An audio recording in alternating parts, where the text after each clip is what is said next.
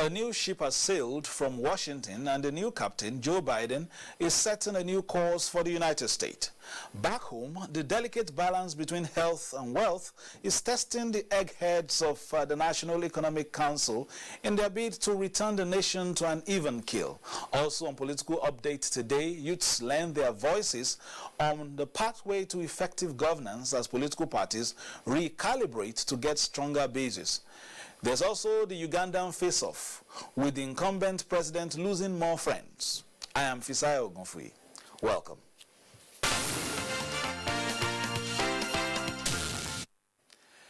The United Nations has welcomed the new U.S. administration's announcement to re-enter the Paris Agreement. Joe Biden's stance on climate issues has got UN Secretary General Antonio Guterres excited.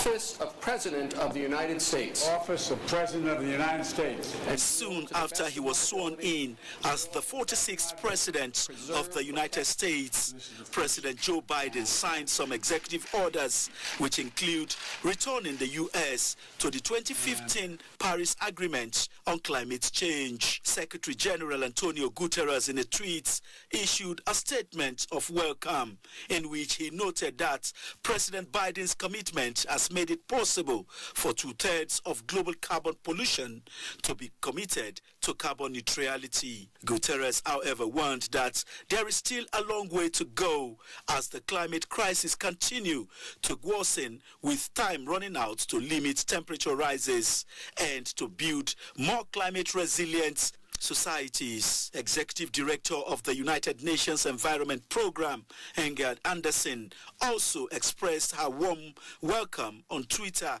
for the U.S. re-entry into the agreement and is looking forward to working closely with the new administration to strengthen climate action. Former U.S. President Donald Trump, in November 4th, 2020, pulled his country out of the global pact. The agreement is aimed at tackling climate change by cutting greenhouse gas emissions and sets a global target for limiting the rise in average global temperatures not higher than 2 degrees Celsius above pre-industrial levels. In Nigeria, the National Economic Council says there will be no lockdown of the economy for now as a result of the increase in COVID-19 cases in the country. But public health measures already put in place to prevent further spread and damage will now be strictly monitored and offenders punished. The National Economic Council Subcommittee on COVID-19 has been interfacing with the Presidential Task Force on COVID-19. And one of the fallouts, as observed by the subcommittee, is the improvement in the test of suspected cases. An indication is the more than 1,000 positive cases seen on a daily basis. This increased number of positive cases is also of great concern to the National Economic Council, as explained by the Delta State Governor. NEC, we have agreed that we need to begin to talk to our people and to talk to the religious leaders to ensure that we reduce the level of gathering that we have. We also briefed NEC and on the regulations, the Health Protection Regulation 2021, as it relates to COVID-19 pandemic prevention, which we are waiting to be signed by Mr. President. Not only on religious gatherings, schools, banks, government and private offices and markets are all included. The information given to us as of today is that we're expecting 100,000 doses of the Pfizer vaccine, COVAX, that they will be providing, as promised, 20 vaccines for 20% of the population over time. Nigeria, through an arrangement by the African Union, is also through the African CDC, is also making arrangements for about 10 million doses for Nigeria. Also of great importance, as observed by the National Economic Council, is the need for oxygen availability in all health institutions where people are being attended to. Arrangements, we are told, are being made through Kakovit to add to what states are presently having. 555 million naira has also been released by the Ministry of Finance to 5 tertiary institutions to help generate oxygen. And another 6.45 billion naira is being released to the Ministry of Health to develop new oxygen plants in about 38 locations across the nation. For the excess crude account, the balance as at 28th of January 2021 is $72,411,197.80. NEC also resolved to engage the nation's youths at state, regional, and national levels to contribute more to finding solutions to the needs and growth of the country. Meanwhile, the Nigerian Governors Forum has dissociated itself from statements dismissing the effects of the ravaging coronavirus by one of its members. The forum has pledged commitment towards containing the infection and spread of the virus.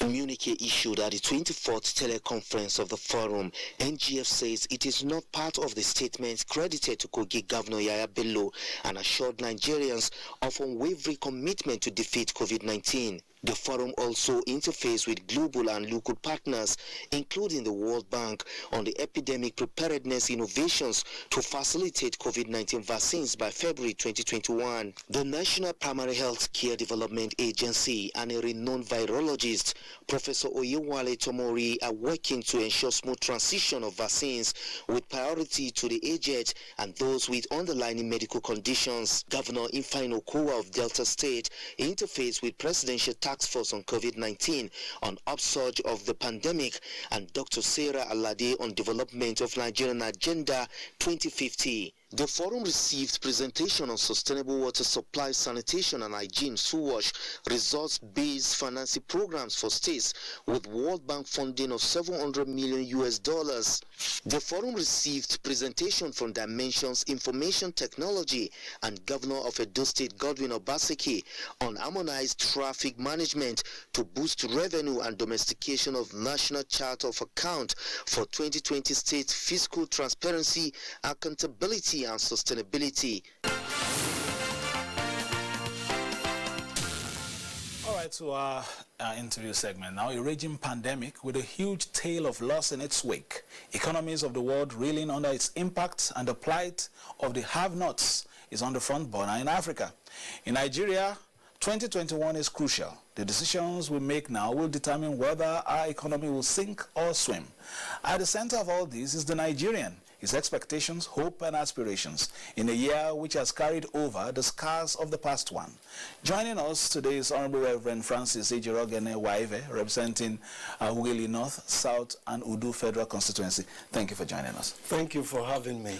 Before we go spiritual and physical, let's quickly first start with, we understand that oversight tours have begun. In your, assessment of some of the ones you have seen, are we in good shape for the year? Sure, we are. The 9th National Assembly is well prepared. We have an agenda that we are following and ensuring that at the end of the day, we'll be able to measure performance, ensuring that we have the dividends of democracy for our people. We can see the impact that we would have made at the end of our tenure. If you look through the agenda, the 9th Assembly agenda, particularly the agenda of the House of Representatives, you see issues, health issues like the pandemic is well covered, basic health to our people, education is covered seriously there, and then petroleum, the PIB is a must, a must pass during this assembly. We want to break that record. So we're well poised for work, and so far so good. And like I said, when I called you in the course of the week, you were in Lagos, later you were in Kaduna and all that. In terms of assessment, looking at the other arm, the economy took a hit last year.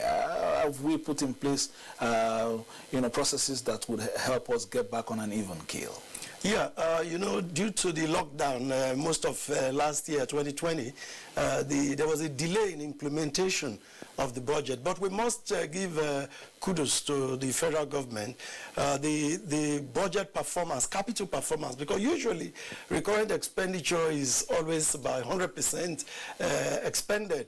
Capital is where there's usually issues where you will not be able to finish your executing your budget before the end of the financial year. But the National Assembly has done something beautiful. We've extended the life of the 2020 budget into 2021 up to March 2021. That's the capital aspect. And so far, the performance is very good. And this government might end up as one of those to have hit the 90%, 95% performance. And beautifully, the National Assembly provided that background. You know, the January-December cycle that we returned the country back to, and then these 3 months that we have given for capital expenditures of the 2020 budget. So all that helps to reflect the economy for us to recover from the losses of the months of the COVID lockdown. So we hope that as we go along, Nigerians will see the benefit and enjoy a better life. All right, let's look at, in practical terms, sectors that have the low-hanging fruits, that we can begin to leverage on, perhaps to be able to get ourselves back in shape. Yeah, one of the sectors that we can look forward to is power. If you look around the country today, the Siemens project is soon going to begin. The preliminary has been done. And very soon, Nigerians will experience that the power that is generated is not wasted, what we used to call undelivered capacity. And if you follow the news lately, you find that transmission has also increased. We've crossed the 5,000 mark. And the aspect where we used to have our problems, which is the distribution angle, we are hoping that with what is happening now with the Siemens intervention and the what we now call service reflective tariff, that improvement will take place. Some parts of the country are already experiencing and can testify that there's improvement in power, and that's a deliberate effort of government. Now let's talk about issues of the Nigerian himself, startups, perhaps SMEs and all that.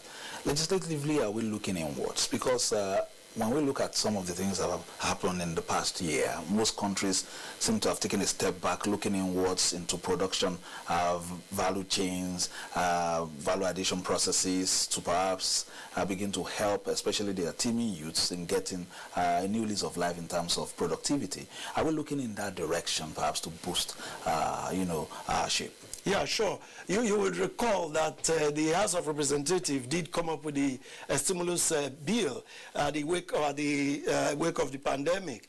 But in addition to that, government has also released several grants, loans and schemes for small and medium scale enterprises. The initial loan is there for agriculture, and then the COVID funds that were released, where thousands of people across the country have benefited. And I'm thrilled that even in my own constituency, the Ugele North, Ugele South, and Udu Federal constituency of Delta State, my people have benefited. And that's part of the package of government to reflect the economy, to ensure that our young people, our self-employed people, are able to find a means of livelihood. And we hope that people will put these monies into good use, so that at the end of the day, life will be better for each and every one of us. Ugele North, Ugele South, can we still get dry fish in that zone? I'll come back to that. Let me quickly take this next one. Former President Goodluck Jonathan has listed restructuring of the mines to foster national unity as the major ingredient that could take Nigeria to the promised land. Former President Jonathan chaired the 18th Daily Trust Dialogue. Greetings, the new normal. The national anthem sets the ball rolling. On the table for discussion was restructuring Nigeria's system of government.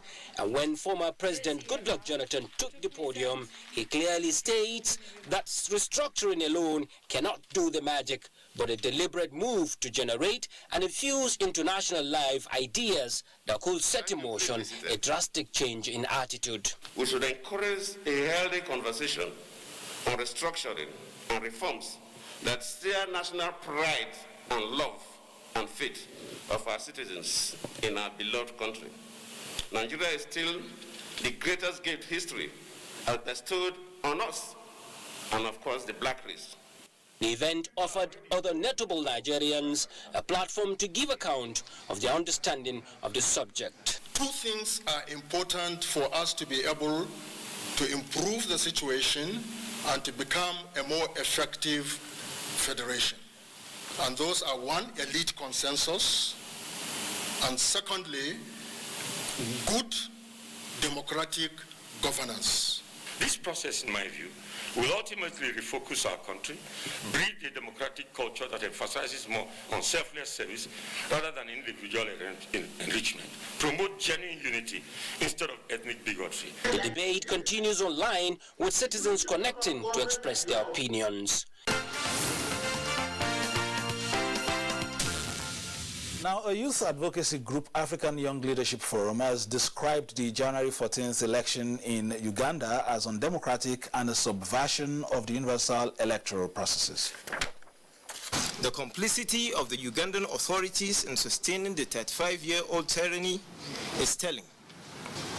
This has not only set a frightening precedent, but undermines the system of government designed to give the people the power to choose who make decisions for them. That the government resorted to shutting down the internet to prevent access to social media in Uganda is the desperation that could only come from a character prepared to any length to sabotage the electoral process. Additionally, the people of Uganda deserve dividends of democracy.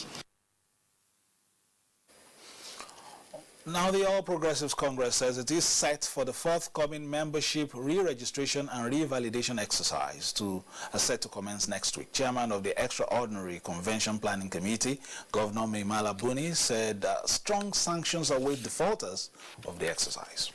Decisively with anyone or group who attempt hijacking the exercise. In addition, he is confident that the party has adequate backup materials to ensure a successful exercise and that no one is disenfranchised during the exercise expected to commence on the 25th January 2021. Being the second exercise since its formation as a political party in 2013, the party, Governor Muni says, is expecting to harvest more members into the Progressives family. Millions of youth who attain the age of 18 years and above have joined the party within this period could not be registered. I'm very sure that our figures in the register will surge into quadruples or even more to further prove that APC is indeed Nigeria's largest and leading political party.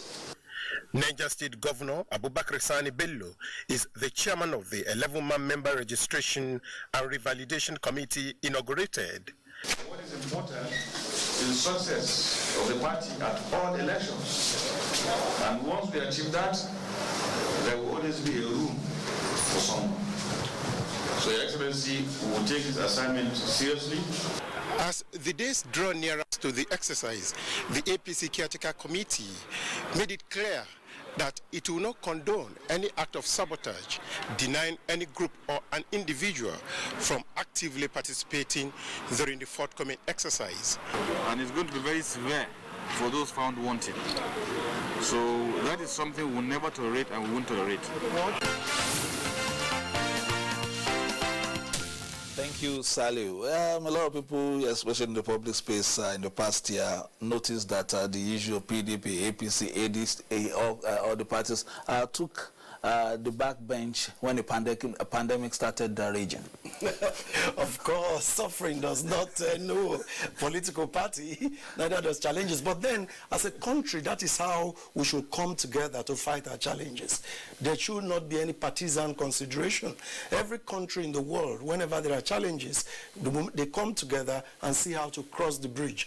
For us as a people, we must know that these political parties are vehicles to a destination.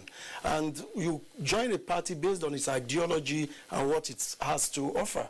And when you have gotten into office, public good becomes your drive. So across political divides, there should be that talk about how to better the lot of the common man, about how to push the country forward. That is why I ran for office. And I believe that that is why every good politician will be there, and not just to protect your party. Let's go to the riverside a little. The people of Ughelli North, South, and Odu Federal Constituency. You told us a bit. I think there was a little bit of flooding at a time in the area, and then also the ravages of the pandemic. Is society back now? Is everybody back into the natural mood of conviviality that we know those people to have? Oh, yeah, thank you. Our people are very peace-loving and very friendly people. The people of Ughelli North, Ughelli South, and Odu in Delta State. And as you rightly observed, during the flooding last year, the rainy season last year, large parts of my constituency was flooded in Ughelli South, Ughelli North, and parts of Udu. But the good news is that that is over now, and government has also responded. The NEMA, Nigerian Emergency Management Agency, appealed to them, and then our distinguished senator too did, and then we got relief materials for our people, which arrived a little late, but better than never. And we've learned a few lessons. As the next rainy season is coming, I believe our people would watch out and ensure that there are no loss of lives particularly, and then we can minimize the loss of property. Some people who don't understand it think that it's because of bad roads or drainages. The flooding we experience is much more than that. Communities that are by the riverbank, they suffer more, and it's a little natural. But then when there is this flooding from the high seas, it comes over and overwhelms our people. It's a challenge that we're all thinking about how God will help us to overcome. But that is over at the moment, and we pray we don't experience that again. We know the area, especially because of the potentials, even in terms of agriculture, in terms of fishing, in terms of all that. In terms of what we have seen, before I let you go, the youth population there, have you been able to make some impact, especially in terms of skill acquisition? Yeah, the challenges there during the flooding, those who had fish ponds, for example, they lost everything, the flooding, and many young people had come into this form of agriculture, little poultry there, little fish pond in the house, and all of that. So all that was gone. But we've also embarked on reclamation, as it were, and government at different levels. Knowing that the waters will still come back. The lessons have been learned, and you talk about skills acquisition. Government at different levels have done various schemes to ensure that our young people acquire skills. Our prayer is that the starter packs and all that come with such things will be put to good use, so that our people will not be idle, because we have a huge population, and they are well educated, well read, and when they are jobless, it can become a challenge. Honorable Reverend Francis Ejiro Ogene Waive, representing Ughelli North, Ughelli South, and Odu Federal Constituency. Thank you for coming. I would have asked you, you being APC, a Lone Ranger in the middle of I can't PDP be a Lone Ranger when we're in government at the federal. Although the only APC rep in the house. In Delta State, maybe there are some pressures. But we will do that on another day. My name is Officer Ogufi. Thanking you for being a part of Political Update today, and in God's hands, and hoping that you stay safe. The pandemic is roaring and in killing mood. Salgov is my name. This is NTA, Africa's largest and best, where we give you the very best of news, reviews, previews, and interviews. Have a nice weekend.